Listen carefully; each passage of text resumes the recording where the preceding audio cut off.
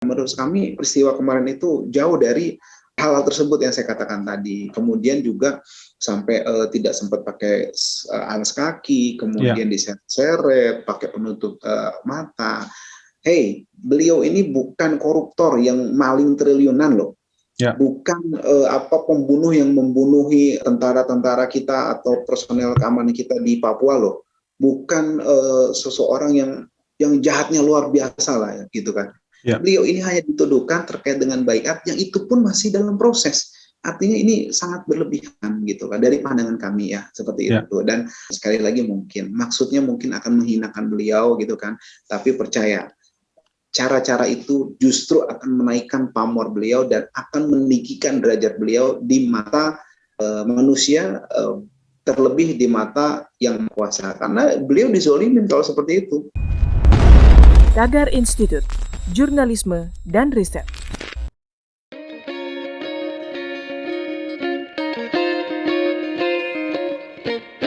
Halo Tagarians, kembali bertemu dengan kami Tagar TV.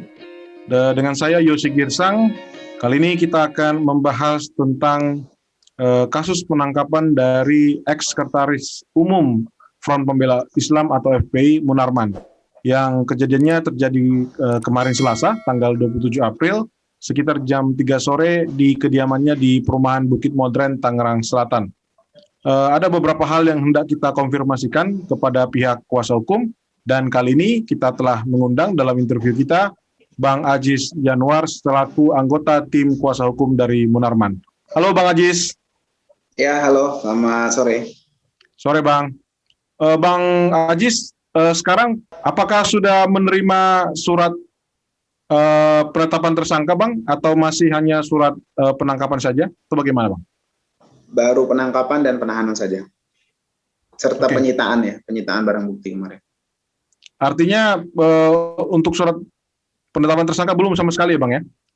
Iya, belum. Kemarin sudah diberikan, tapi kita menolak karena ada tanggal yang tidak sesuai dengan tanda kita menerima itu, seperti itu. Oke, poin-poin apa yang disampaikan dalam surat yang Abang sempat terima itu Bang? Ya, ada penetapan tersangka di situ, kemudian juga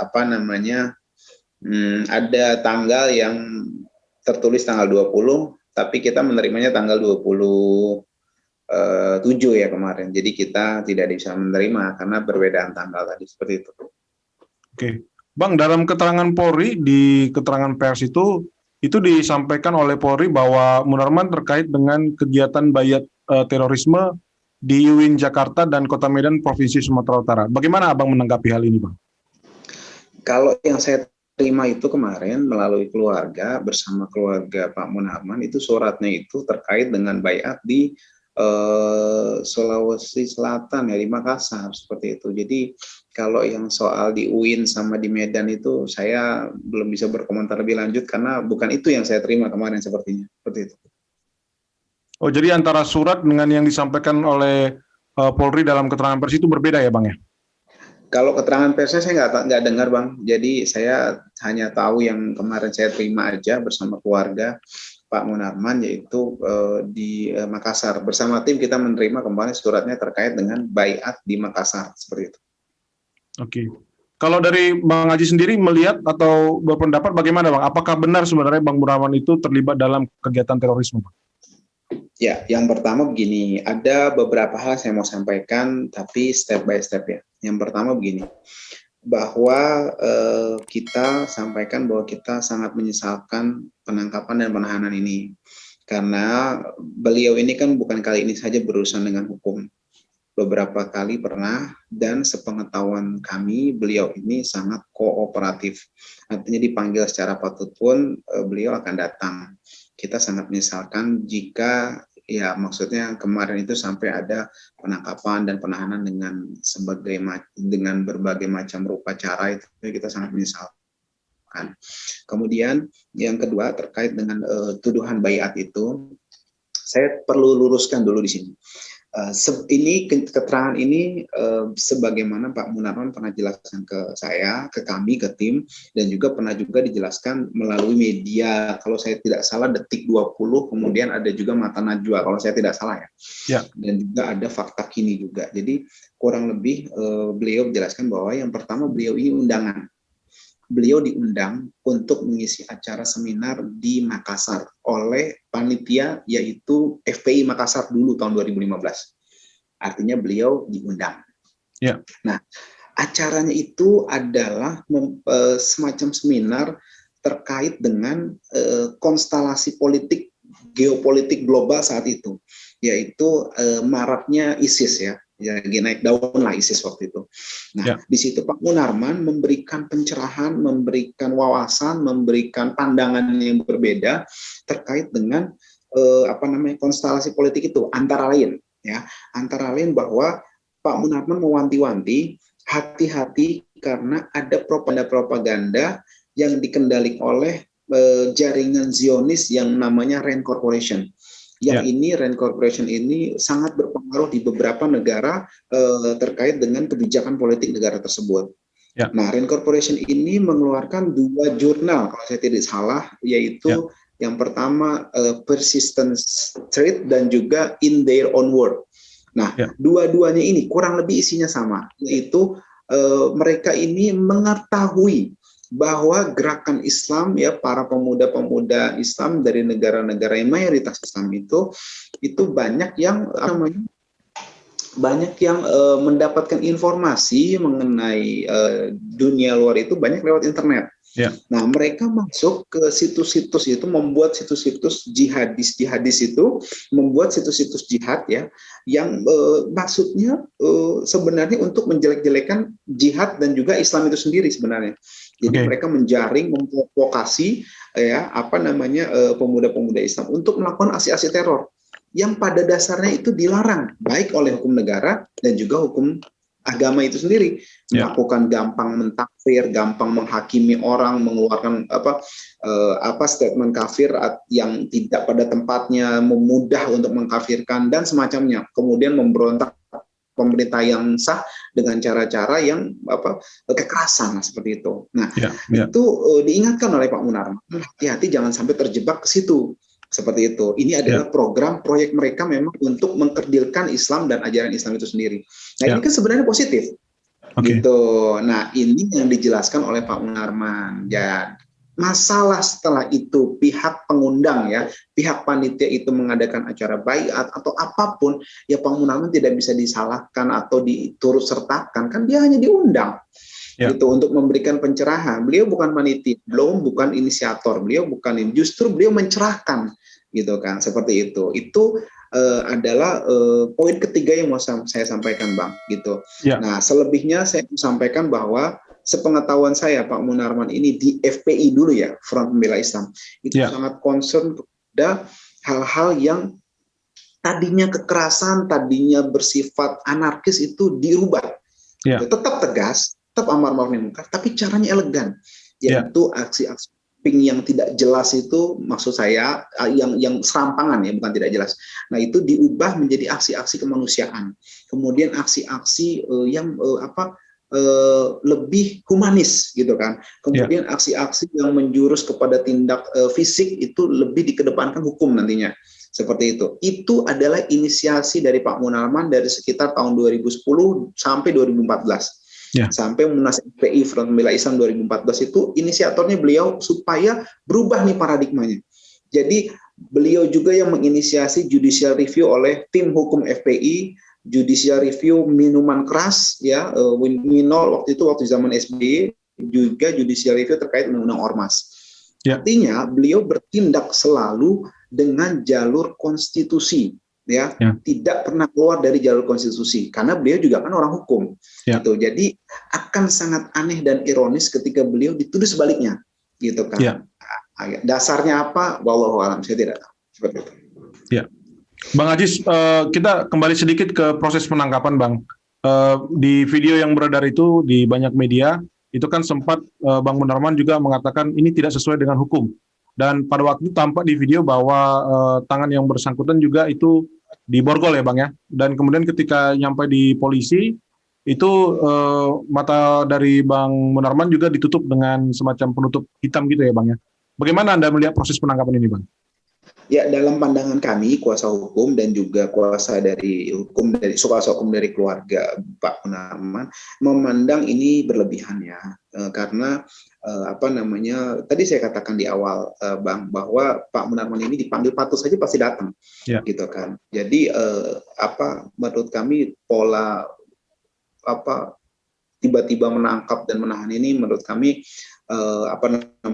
berlebihan seperti itu, dan juga ada unsur ya kami duga pelanggaran HAM, sebagaimana ini menyalahi ketentuan pasal 8 ayat 3 Undang-Undang nomor 5 tahun 2018 tentang perubahan terakhir pemberantasan terorisme ya, di mana dalam setiap tindakan wajib menghormati hak asasi manusia dari yang bersangkutan. Kemudian juga ada presumption of innocence yang harus dihormati. Beliau ini suka tidak suka ya, asas praduga tak bersalah itu wajib dijunjung tinggi terhadap beliau, seperti itu. Jadi beliau harus dianggap tidak bersalah sampai ada putusan pengadilan yang menetapkan untuk itu, gitu kan. Jadi ini harus menurut kami peristiwa kemarin itu jauh dari hal-hal tersebut yang saya katakan tadi. Kemudian juga sampai tidak sempat pakai alas kaki, kemudian diseret, pakai penutup mata.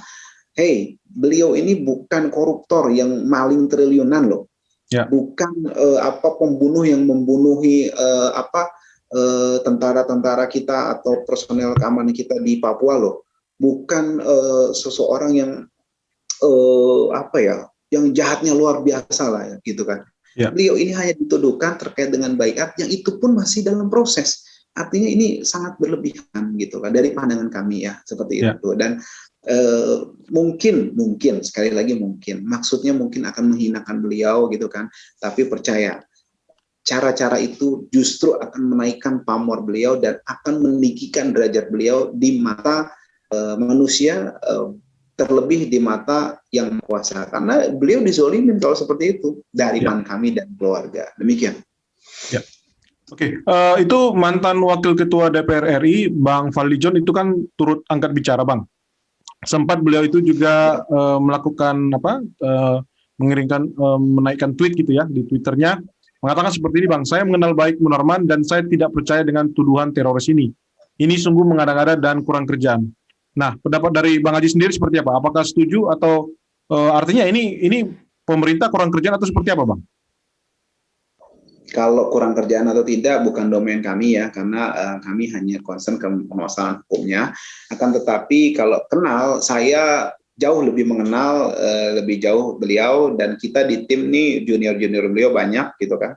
Anak didik beliau banyak yang sangat mengenal beliau, dan beliau itu sangat anti terhadap tindakan atau hal-hal yang bertentangan dengan konstitusi, bertentangan dengan norma agama, bertentangan dengan ketentuan perundang-undangan. Beliau orang hukum, semua dilakukan berdasarkan koridor hukum, gitu kan. Makanya ketika beliau menjabat sebagai sekretaris umum di FPI, banyak ya di daerah itu FPI di daerah itu yang kena peringatan, bahkan dibekukan atau diberhentikan, dipecat oleh beliau.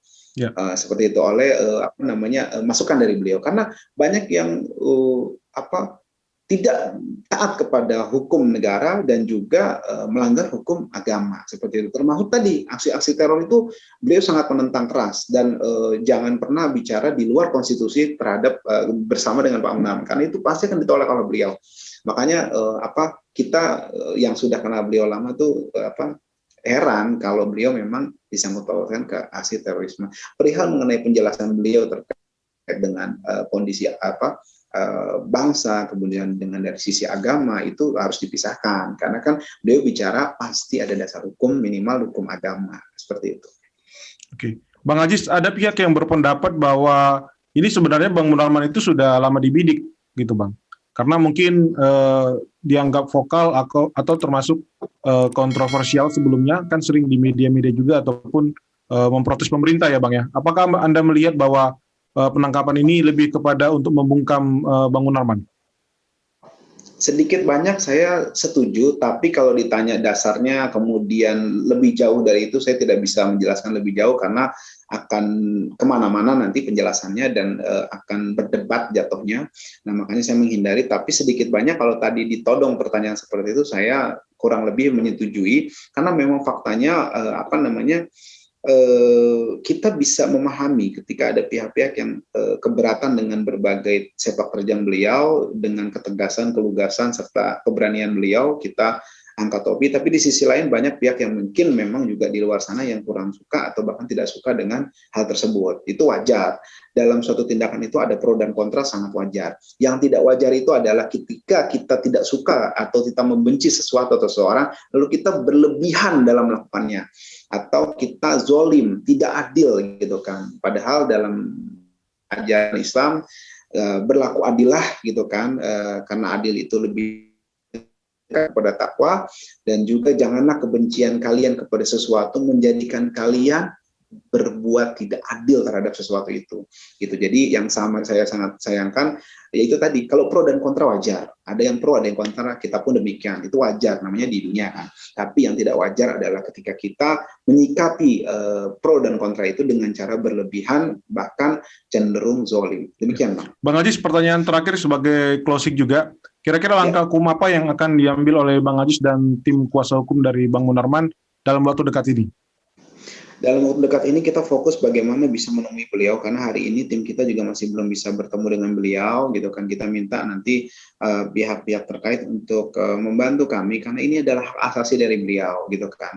Ini adalah anak bangsa. Pak Munarman ini bukan warga negara asing, bukan musuh yang bagaimana lah gitu, yang monster atau apa. Beliau ini orang biasa yang harus diperlakukan secara adil gitu kan. Nah, makanya kita menuntut, karena sila kelima di negeri ini masih ada loh, keadilan sosial bagi seluruh rakyat Indonesia. Artinya bagaimanapun seseorang itu harus diperlakukan secara adil. Artinya hak-haknya harus diberikan gitu kan, dan hak untuk mendapatkan pembelaan hukum sesuai dengan pilihannya itu wajib dihormati, dan juga hak untuk bertemu dengan keluarga atau koleganya yang memang berkepentingan dengan kepentingan hukumnya harus dihormati juga, dan kita masih akan melakukan itu sementara ini. Kemudian upaya hukum lain seperti misal ada pra peradilan dan semacamnya masih akan dipertimbangkan dengan keluarga, dengan Pak Munarman, dan juga internal tim taktis yang memang menangani Pak Munarman dalam hal ini dari sisi hukum. Demikian, Bang.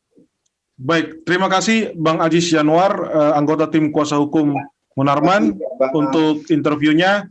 Semoga kasusnya bisa semakin clear dan Bang Munarman juga mendapatkan pembelaan ataupun bantuan hukum yang sepadan dari Bang Ajis dan tim kuasa hukum. Terima kasih Bang Ajis, dan Tagarians tetap bersama dengan kami. Jangan lupa untuk subscribe dan selalu ikuti untuk pembahasan dan topik-topik yang akan kita bahas selanjutnya. Terima kasih, sampai ketemu kembali di Tagar TV.